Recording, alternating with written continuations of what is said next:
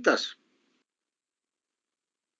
Así es que cuando los maestros exponen de una manera o de otra sus materiales, cuando los maestros se comportan de una manera o de otra en el trayecto del tiempo que les lleva a impartir su materia en el semestre, pues también expresa de alguna manera los intereses que los guía en esa tarea. Hay profesores, por ejemplo, que reprueban sistemáticamente a los alumnos, incluso injustificadamente. Y alguien se preguntará, bueno, ¿qué persiguen? ¿Qué idea tienen?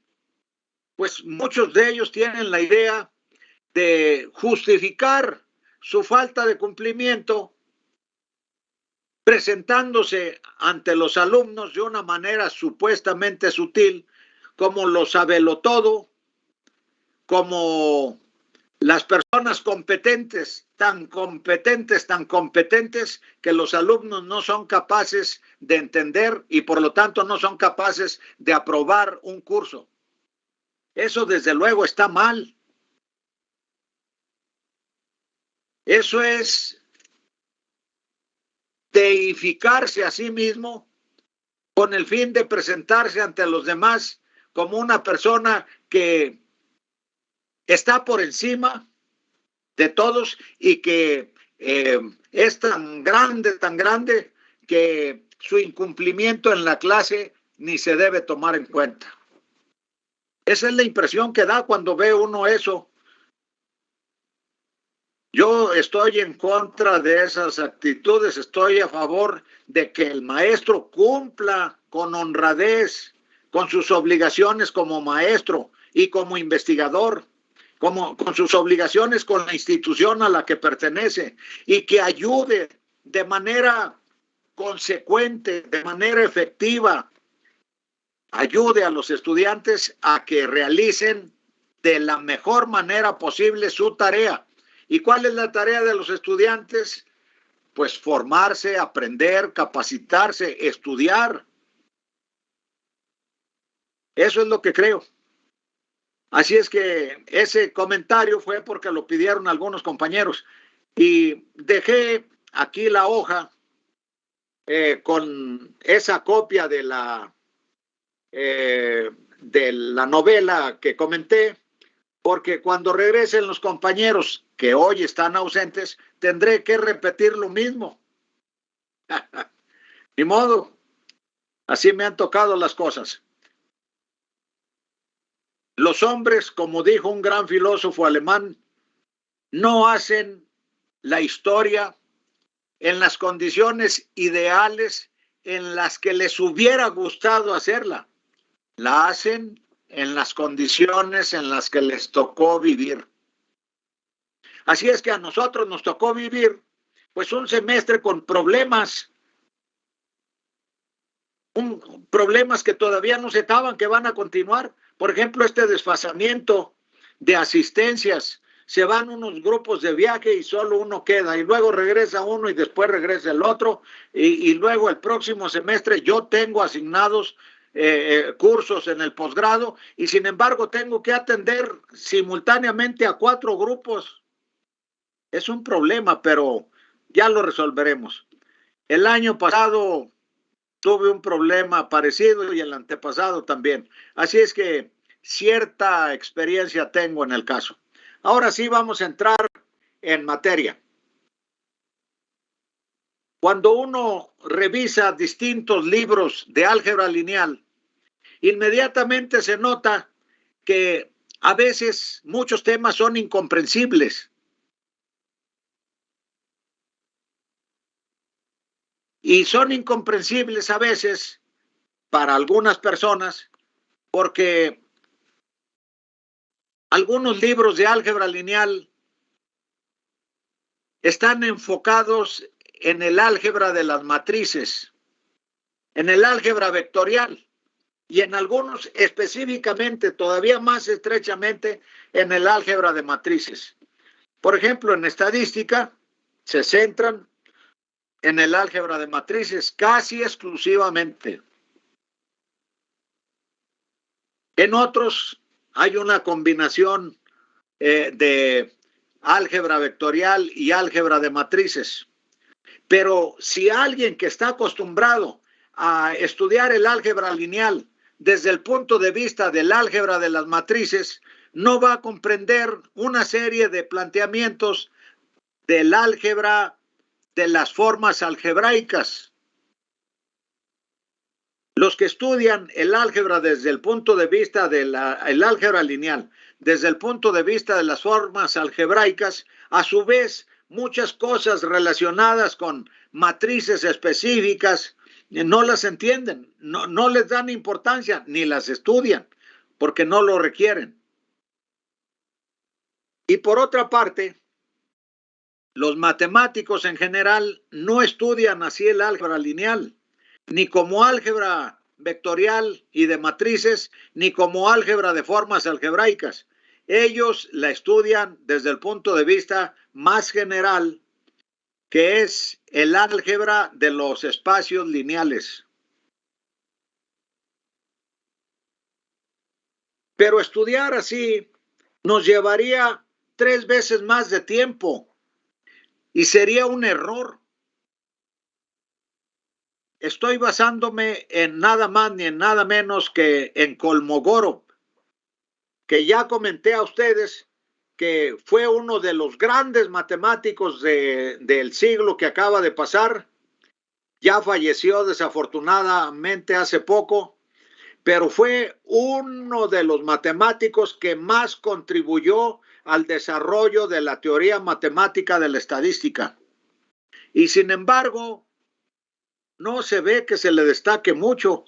Y conste que fue antes de la guerra de Ucrania y Rusia. En la década, cuando él publicó su libro de análisis matemático funcional,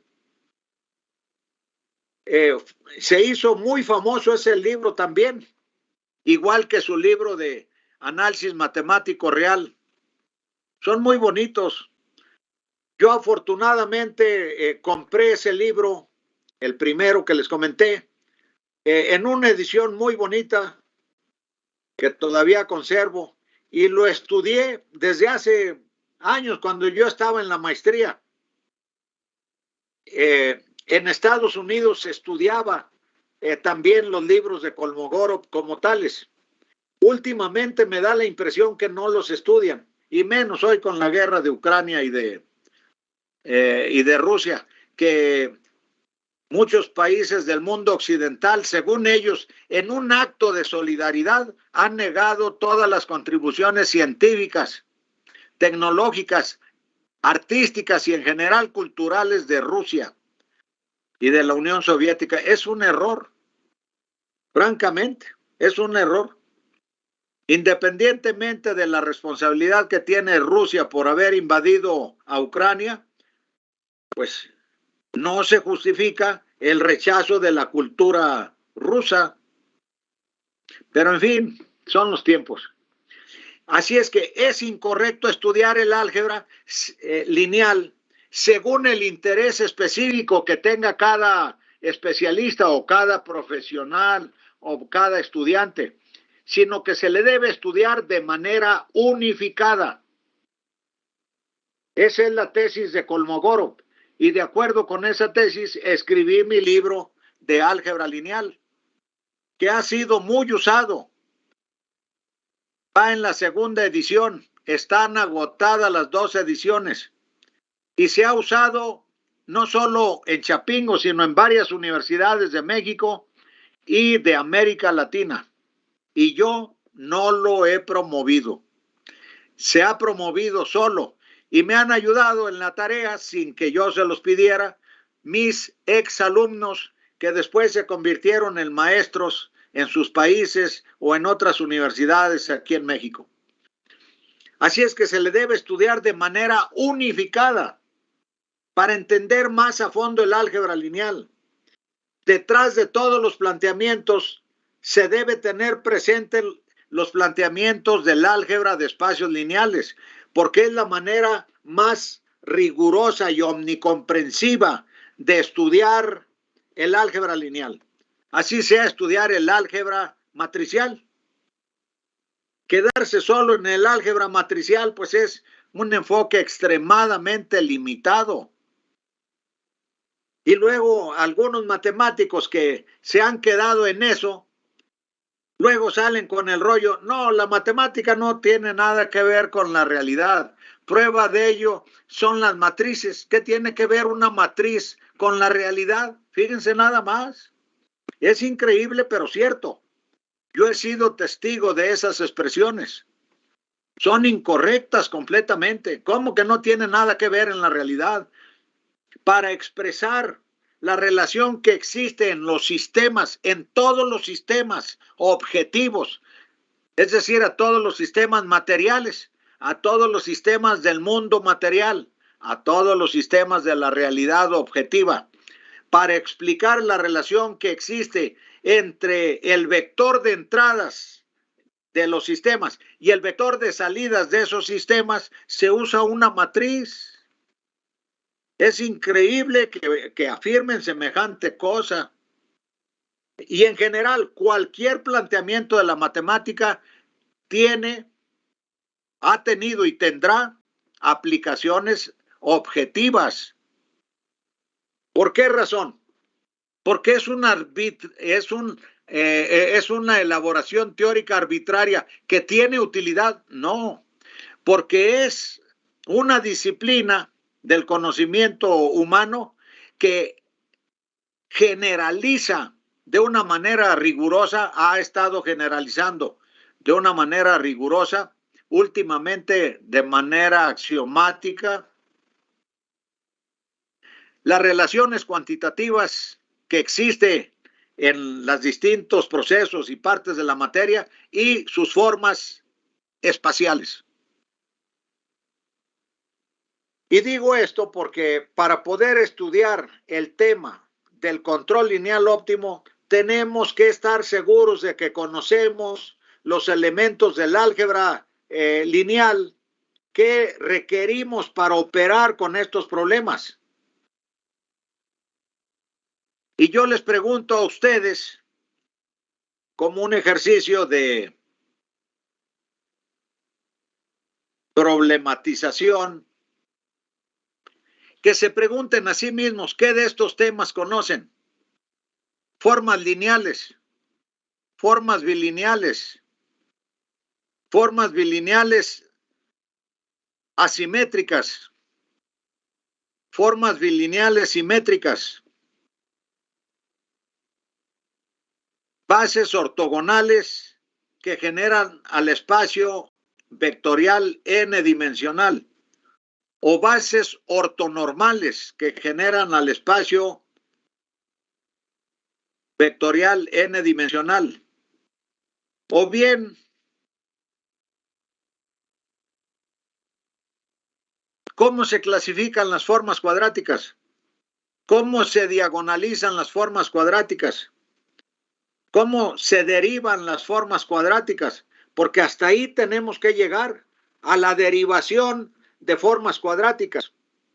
A diferencia de la derivación común, la más simple que se ve en el cálculo en la prepa, que tiene una variable, hay también, como les comenté al principio del curso, otra clase de cálculo diferencial e integral, que es el cálculo de funciones reales de variable vectorial. Otra clase de cálculo diferencial e integral es el cálculo de funciones vectoriales de variable real.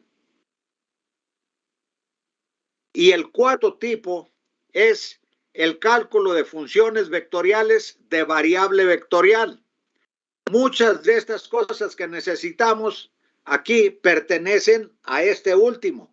Así es que tenemos que hacer una revisión, aunque sea rápida. Aunque sea rápida. No puedo yo impartir el curso de álgebra lineal en este curso porque pues este curso es de optimización dinámica. Pero en el curso que impartí durante muchos años de álgebra lineal, desde luego que estudiábamos a fondo estas cosas y muchas otras. La descomposición, el teorema de la descomposición espectral, que lo vamos a ver y que tiene aplicaciones importantes en la estadística. Ya lo veremos. Así es que vamos a hacer brevemente una revisión de los temas que necesitamos.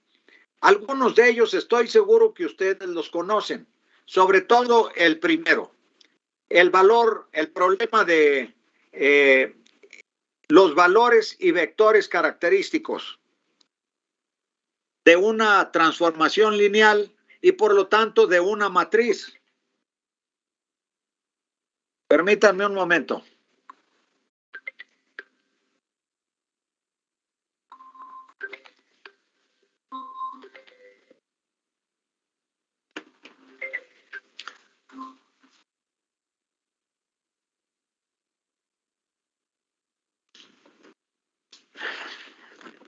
Y ese problema consiste en encontrar los valores característicos lambda subíndice i y los correspondientes vectores característicos que vamos a denominar x subíndice i para i igual a 1 hasta n, que satisfacen la siguiente condición: a por x igual a lambda por x.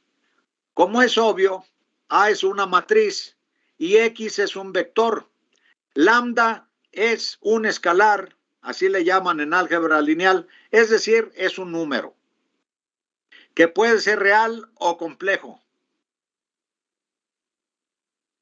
Observe también que si pasamos al lado izquierdo lo que aparece en el miembro derecho y factorizamos, quedaría simplemente a menos lambda por i, donde i es la idéntica, por x igual a 0.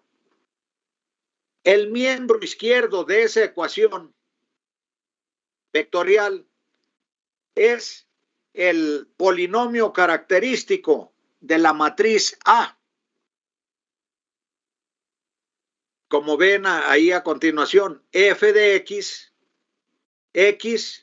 es un vector y por lo tanto f de x es una función real de variable vectorial. No es una función común y corriente, es una función real de variable vectorial. Como le llama correctamente Haser, Lasalle y Sullivan, que en algunos departamentos presumen que lo estudian y solo estudian algunos temas. Son 2 tomos. Yo les recomiendo a ustedes que los estudien completamente. Aprenderán muchas cosas, son muy bonitos. Después de varios años de que ellos publicaron la primera edición de sus 2 tomos de análisis matemático, publicaron otro que se llama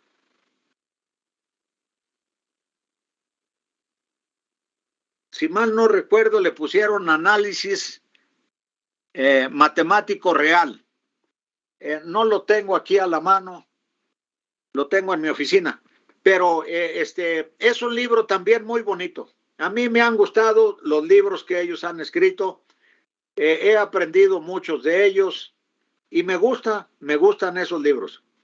Pero en el prólogo de este último libro, ellos se disculpan con los lectores, diciendo que en realidad sus 2 primeros libros, que ellos titularon Análisis Matemático, tomo 1 y tomo 2, en realidad se quedaron cortos con respecto al análisis matemático y que para enmendar ese error se dieron a la tarea de escribir este último libro que les comento. Está bien hecho, el mismo estilo de ellos, está bonito. Incluyen desde luego un capítulo de teoría de la medida que ustedes estudian y varios otros temas. Se ve ahí, por ejemplo, los mapeos de contracción, decontraction mappings, y también el contraction mapping theorem, el teorema de mapeo el teorema del mapeo de contracción, que es muy importante. Lo vamos a ver en la última parte del curso, en la segunda parte del curso. Así es que este que está casi al final, en el penúltimo renglón, es el polinomio característico de A, o bien de la transformación lineal cuyo núcleo es A.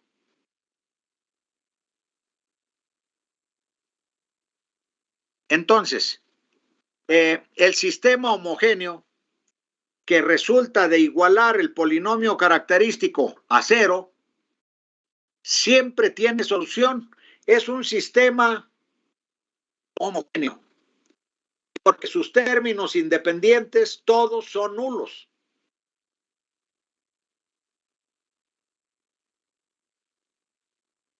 Y entonces, aquí viene algo, retrocedí deliberadamente. ¿Bajo qué condiciones un sistema lineal homogéneo tiene una solución?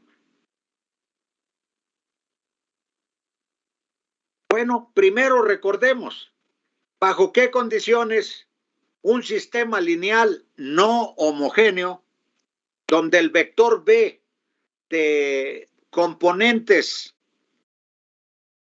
independientes es distinto al vector nulo? ¿Bajo qué condiciones ese sistema general lineal no homogéneo tiene solución? Bueno, ahí se requiere que la matriz de coeficientes sea no nula, es decir, que no sea degenerada, es decir, que tenga determinante igual a cero, distinto del cero, perdón. Es decir, que su rango sea igual a n, donde n es el máximo entre el máximo número de hileras o columnas linealmente independientes. Es decir, se requiere que entre las columnas de la matriz A y las hileras de esa misma matriz no haya dependencia lineal alguna, y que por lo tanto no podamos expresar ninguna columna como una combinación lineal de las otras columnas. Es decir, que no podamos expresar ninguna hilera como una combinación lineal de las otras hileras, de las hileras restantes. Eso es en el caso de los sistemas lineales no homogéneos. Pero nosotros aquí nos encontramos con un sistema lineal homogéneo y nos interesa conocer bajo qué condiciones tiene una solución. Bueno, el álgebra lineal dice en primer lugar que los sistemas lineales homogéneos siempre tienen una solución. Digo una. ¿Y cuál es esa? La solución trivial, no la tribal, trivial. Es decir, la solución baladí. Quedamos igual, ¿verdad? Es decir, una solución irrelevante. Es decir, la solución nula. Siempre tienen una solución, que es el vector X igual a cero, al vector nulo. Pero esa solución es irrelevante, no tiene sentido en este caso.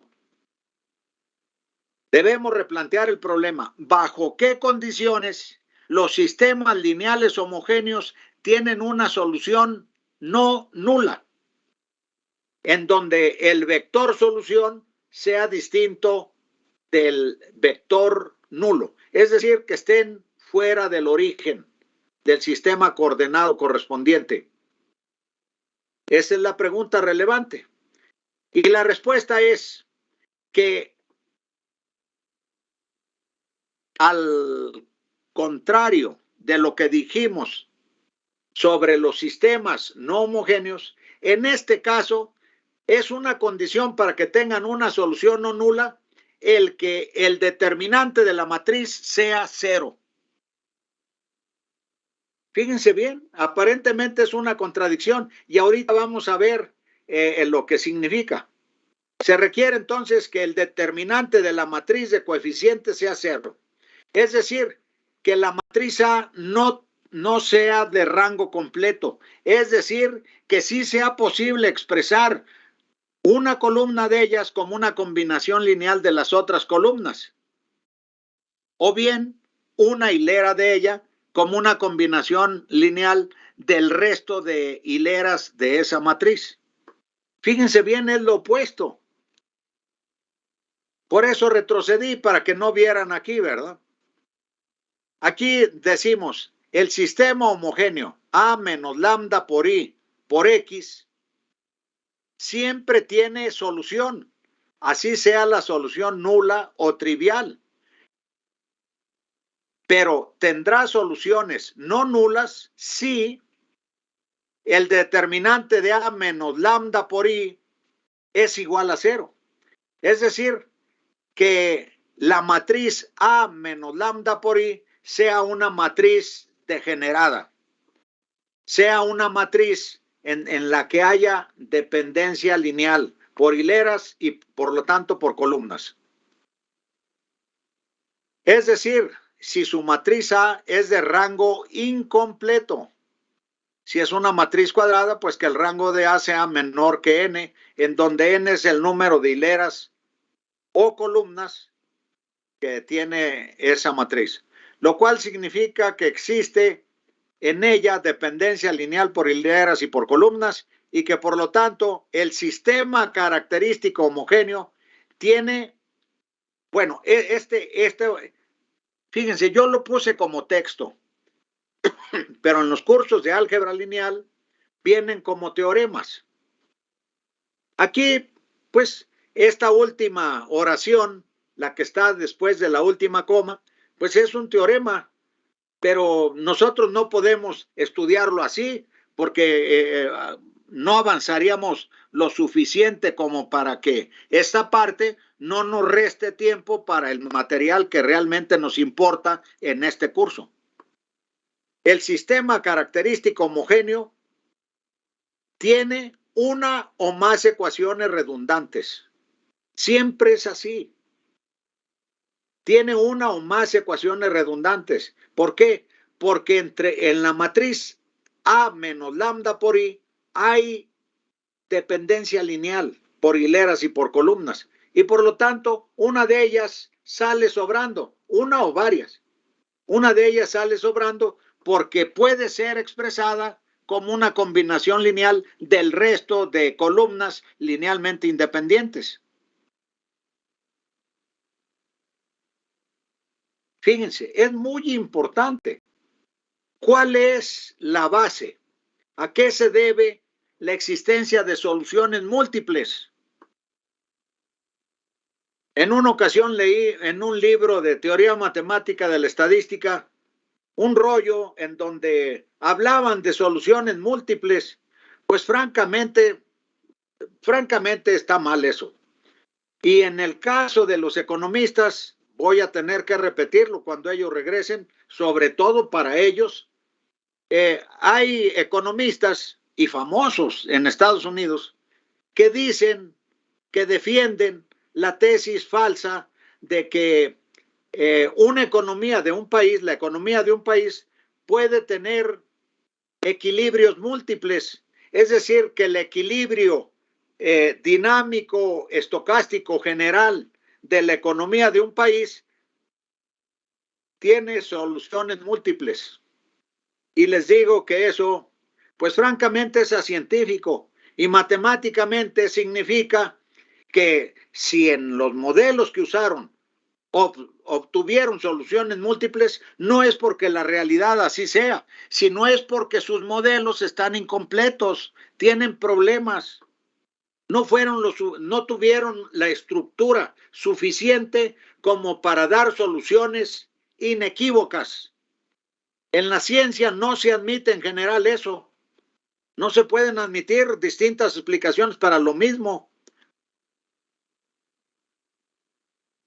No se pueden admitir explicaciones opuestas para el mismo fenómeno.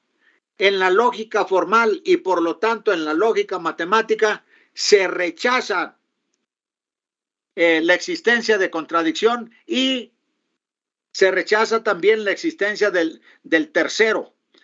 Y se le llama a esa regla la regla del tercero excluido. Así es que son errores. Expresan que de alguna manera el modelo que estamos usando es incompleto. Así de simple. Aquí tenemos en estos sistemas soluciones múltiples. Y no solamente múltiples, sino una infinidad de soluciones. Porque hay un teorema que dice que en estos sistemas, si X es una solución no nula del sistema característico que estamos viendo, entonces cualquier múltiplo escalar de ese vector también es una solución del sistema. Es decir, tenemos una infinidad de soluciones.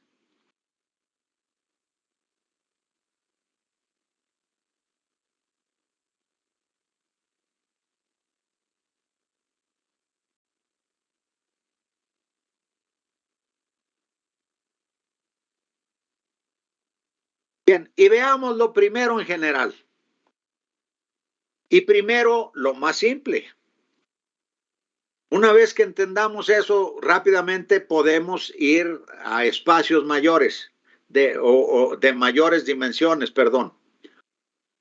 Si la matriz A es de orden 2, como la que ustedes ven ahí, A igual a A11, A12, A21, A22.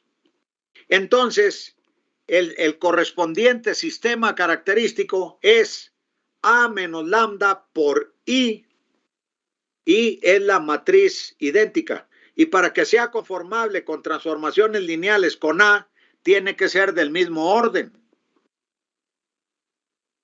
Por X igual a subíndice 1, 1 menos lambda 1, perdón, lambda I. Ahorita vamos a ver por qué lambda I. A12, A21, A22 menos lambda I por X1, X2 igual al vector nulo. Este sistema característico tendrá una solución no trivial, es decir, no nula, si, como vimos en la hoja anterior, si el determinante de la matriz de coeficientes, es decir, el determinante de A menos lambda por I, es nulo. Es decir, si el determinante de A11 menos lambda I, A12, A21, A22 menos lambda I es igual a 0. Es decir, bueno, efectuamos, más bien desdoblamos las operaciones indicadas con el determinante. Entonces, multiplicamos los elementos de la diagonal principal y le restamos el producto de los elementos en la diagonal secundaria. Así tenemos que el determinante de la matriz característica es A11 menos lambda I por A22 menos lambda I menos A12 por A22 igual a 0. Si desarrollamos las operaciones indicadas, pues queda una ecuación algebraica que puede ser real o compleja de segundo orden. Lambda I al cuadrado menos A11 más A22 por lambda I más A11 por A22 menos A12 por A21 igual a 0.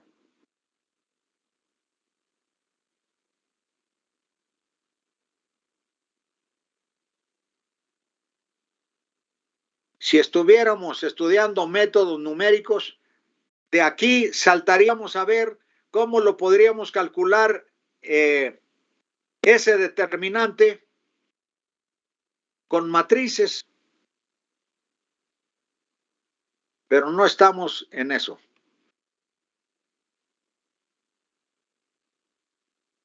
Si A es simétrica, una matriz es simétrica si es igual a su transpuesta y de orden n. Bueno, para que sea simétrica tiene que ser cuadrada. Entonces, tiene n raíces características distintas y sus vectores característicos serán ortogonales. Ese es un teorema. Una vez obtenidos los n valores característicos, bueno, me faltó mencionar que en el álgebra, en general, en el álgebra,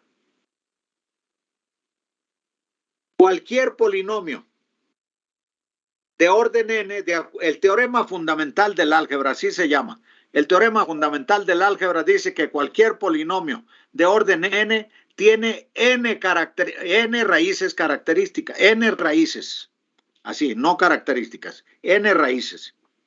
Así es que en este caso tenemos un polinomio de segundo orden y de acuerdo con el teorema fundamental del álgebra, pues tiene dos raíces que es necesario calcular muy simplemente. Entonces, una vez que resolvemos el sistema, un sistema 2 por 2 tendrá lambda 1 y lambda 2, serán sus raíces. Se procede a la obtención de los n igual a 2, en este caso, vectores característicos que denominamos x1 y x2. Para el caso más general, pues x1, x2, puntos suspensivos, xn.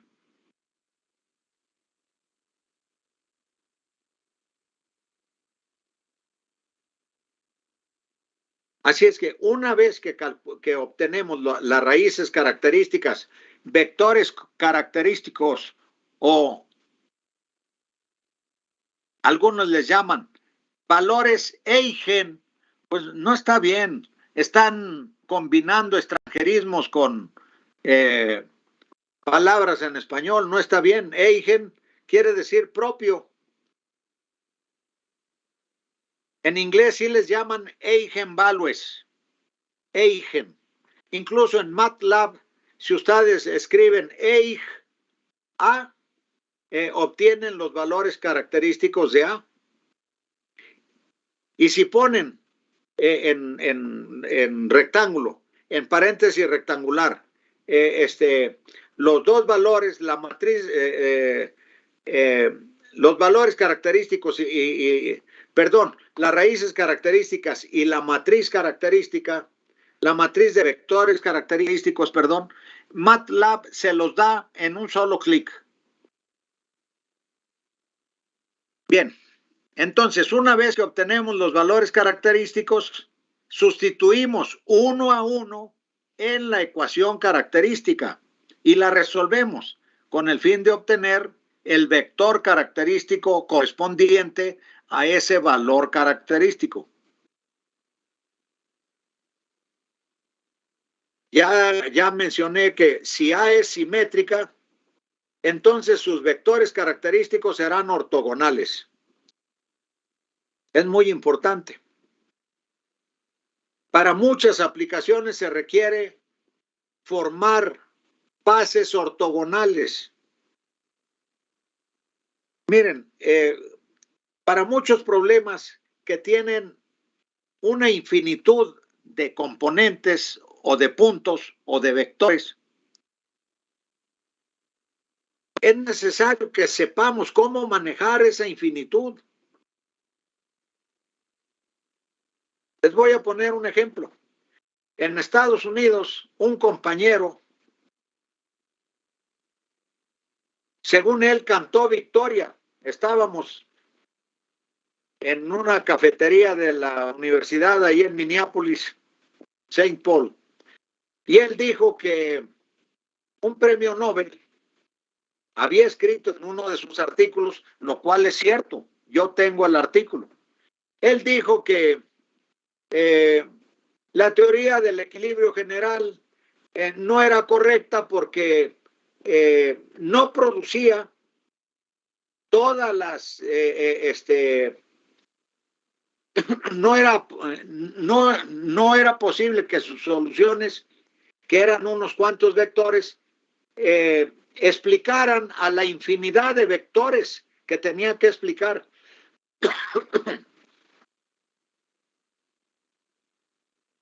Y bueno, le dije que pues semejante razonamiento no tiene ningún fundamento matemático, porque en un espacio vectorial n-dimensional, en el que, como es obvio, hay una infinitud de puntos, o mejor dicho, su cardinalidad es Aleph 1. Una infinitud, le vamos a llamar así, infinidad de elementos. ¿Cómo es posible explicar con unos cuantos aquello? Le dije, pues es que francamente no sabe álgebra lineal, específicamente no sabe álgebra de espacios lineales. En el álgebra lineal, específicamente en el álgebra de espacios lineales, se sabe que para explicar la infinitud de puntos que contiene el espacio n-dimensional, solamente necesitamos una base con n vectores linealmente independientes. Hay una serie de teoremas que dicen que si un conjunto en Rn tiene n vectores linealmente independientes, entonces cualquier otro vector de esa infinidad de vectores que hay ahí se puede explicar como una combinación lineal de esos n vectores. Así es que con tan solo n, que es un número muy pequeño, por ejemplo, en el espacio R2, en el plano, pues nada más necesitaríamos dos vectores linealmente independientes, que puede ser, un ejemplo muy simple, son los vectores ortogonales 0, 1, 1, 0, que están sobre los ejes del sistema coordenado. Esos, tan solo esos dos, explican a cualquier otro vector del espacio, del plano, del espacio R2. Para R3, pues necesitamos 3. Para R4, 4. Y para Rn, donde n puede ser un número muy grande, aunque desde luego finito, necesitamos solo n. En fin, pero luego, pues se dice cada barbaridad a veces, ¿verdad? O decimos, también me incluyo porque pues en estas cosas todos nos equivocamos o nos podemos equivocar.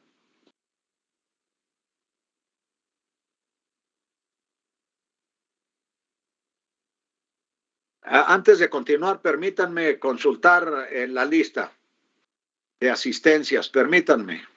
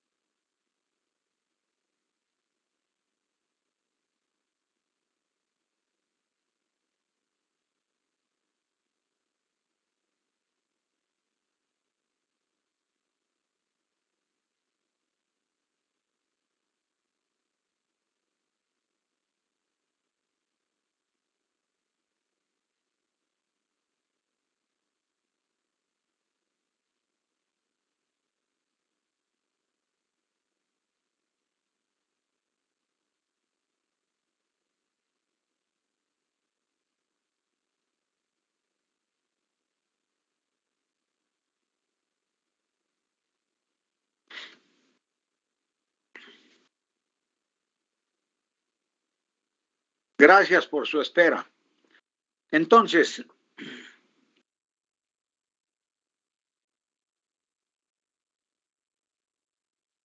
una vez obtenidas las raíces características, pasamos a calcular cada uno de los vectores característicos. Si la matriz A es simétrica, entonces ya sabemos por el teorema correspondiente que sus vectores van a ser ortogonales. ¿Cuándo se dice o qué son vectores ortogonales? Bueno, dos vectores ortogonales perdón, dos vectores son ortogonales si su producto escalar se anula. Es decir, x1, x2 son dos vectores. Se dice que son ortogonales si el producto escalar de x1 por x2 es igual a 0. Su producto escalar se anula. Por ejemplo, en el caso de los vectores unitarios que les mencioné, 1, 0 y 0, 1, que están sobre los ejes, obviamente son ortogonales, porque ya conocemos nosotros los ejes y forman un ángulo de 90 grados en ese caso. No en todos los sistemas coordenados hay ortogonalidad. Hay sistemas coordenados en donde no hay ortogonalidad, no forman ángulos de 90 grados. Pero en el euclídeo, el que estamos acostumbrados a manejar, sí hay ortogonalidad en los ejes. Entonces, el producto de E1, que es 1, 0, por E2, que es 0, 1, obviamente es igual a 0, a 1 por 0, más 0 por 1. Es decir, es igual a 0. Por lo tanto, E1 y E2 son vectores ortogonales. Y obviamente son linealmente independientes. Y la matrización de ambos, es decir, la matriz que resulta de ponerlos como columnas en una matriz, es ortogonal. Es decir, tiene rango completo. Muchas cosas.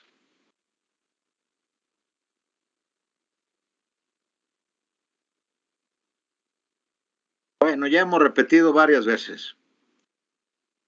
Bien, entonces, si A es simétrica, voy nada más a explicar un último elemento.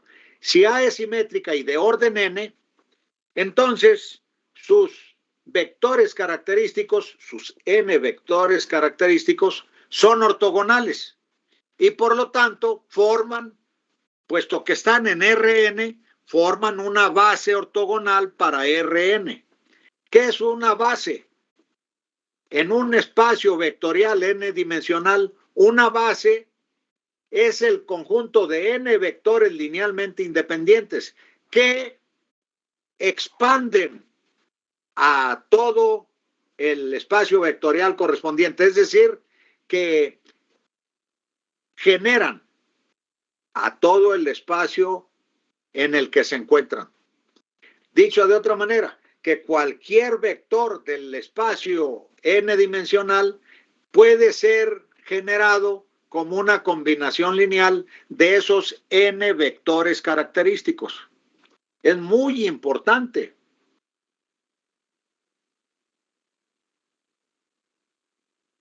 Bien, eso es lo que dije.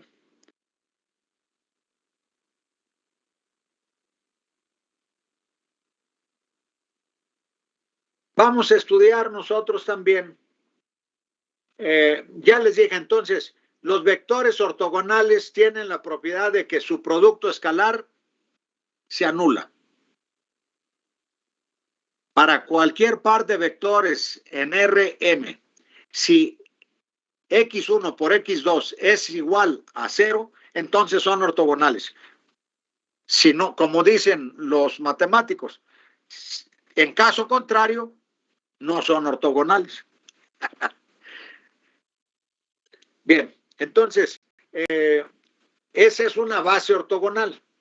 Y hay otro problema específico que debemos estudiar también, es muy importante.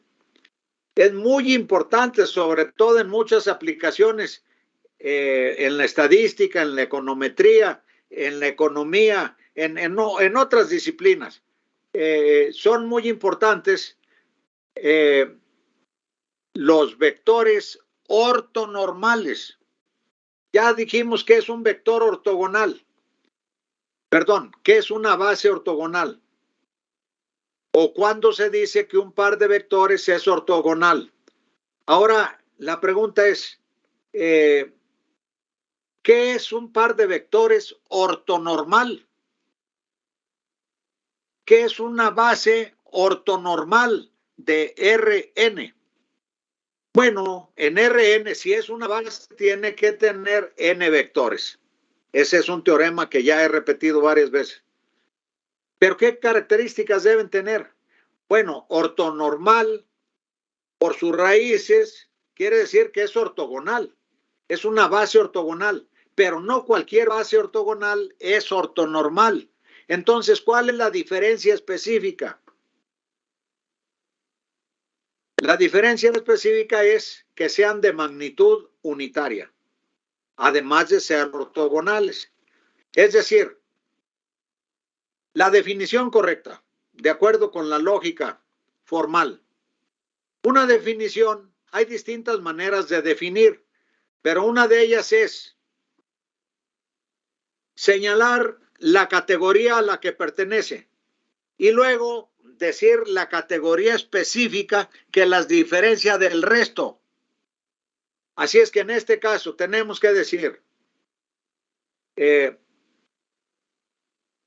un vector, un par de vectores, es ortonormal si es ortogonal, es decir, la categoría a la que pertenecen.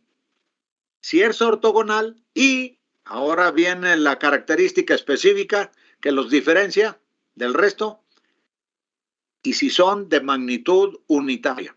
Es todo lo que tenemos que hacer. Entonces, si tenemos n vectores ortogonales, tenemos que calcular la magnitud de cada uno de esos vectores y premultiplicarlos por 1 sobre la magnitud de esos vectores por el vector correspondiente. Y así obtenemos los vectores característicos ortonormales de suma importancia en muchas aplicaciones.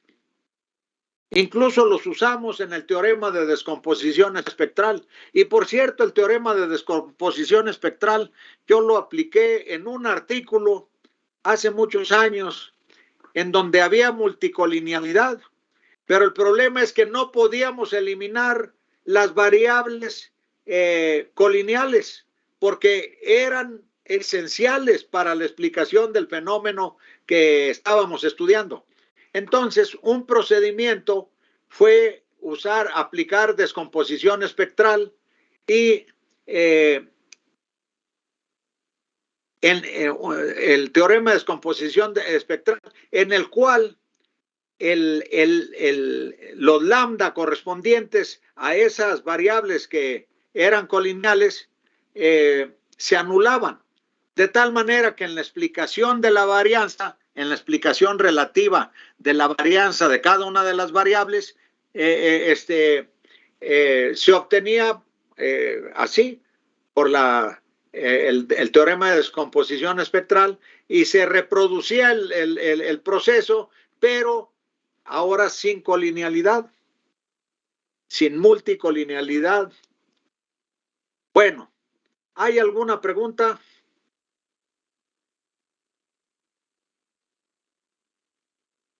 ¿Están unidos o se quedaron conectados los aparatos y la computadora? ¿De los autores, profesor? ¿Mande usted? ¿Podría repetir los nombres de los autores de los libros que mencioné hace un momento? ¿Los nombres de qué? De los autores de los libros que mencionó hace un momento. Pues ¿cuáles libros, compañero? Ya no me acuerdo de cuáles libros. Análisis matemático, volumen 1 y 2. Sí. Kolmogorov. Es un librazo. Si consiguen ese libro, miren, búsquenlo. En Chapingo, estoy seguro, no sé si ya se perdería o no, pero estoy seguro que estaba en la biblioteca del Centro de Economía del Colegio de Posgraduados, del Centro de Estadística, perdón, del Colegio de Posgraduados. Estoy seguro, porque ahí lo vi pues muchas veces. Una vez o dos lo saqué, yo lo tengo, pero en una ocasión olvidé mi libro y tenía que consultar algunas cosas y en estadística lo consulté. Ahí estoy seguro que está. A lo mejor lo tienen también ustedes.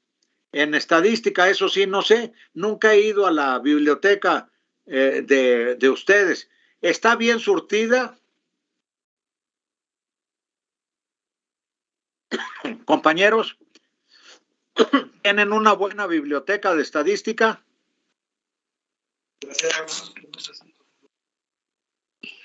No tenemos como tal una biblioteca aquí en Dicifo, profesor, desafortunadamente. Estoy enterado que tienen un conjunto de libros en PDF de matemática y de estadística, lo cual está bien. A mí me gusta más estudiar en los libros impresos. Los libros que he tenido, los e-books, los libros electrónicos, pues los consulto cuando me urge tener el libro rápido, pues en Amazon compro la versión electrónica y lo leo de inmediato. Pero en general, cuando no tengo urgencia, compro el libro impreso, me gusta más y además, no sé, lo disfruto más. Pero en fin, a falta de una biblioteca de libros impresos, está bien que tengan sus libros en PDF, que no son electrónicos, son en PDF. Algunos pues con deficiencias, están borrosos, otros no están bien encuadrados, pero pues resuelven el problema y está bien.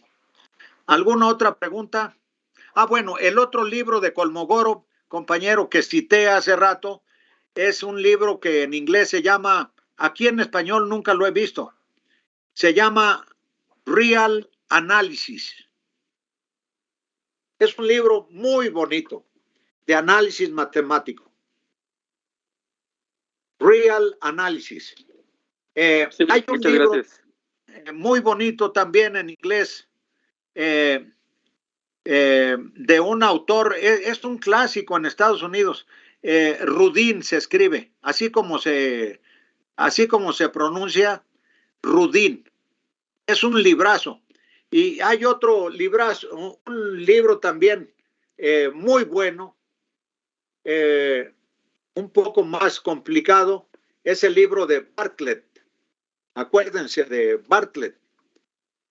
Es un librazo de análisis matemático. Esos tres son unos libros muy buenos. Y claro, últimamente han salido otros, no los conozco, los que han recibido, he visto que salieron en Amazon 2 o 3 recientemente. No los conozco esos, pero los otros estoy seguro que son buenísimos, ¿verdad? ¿Alguna otra pregunta?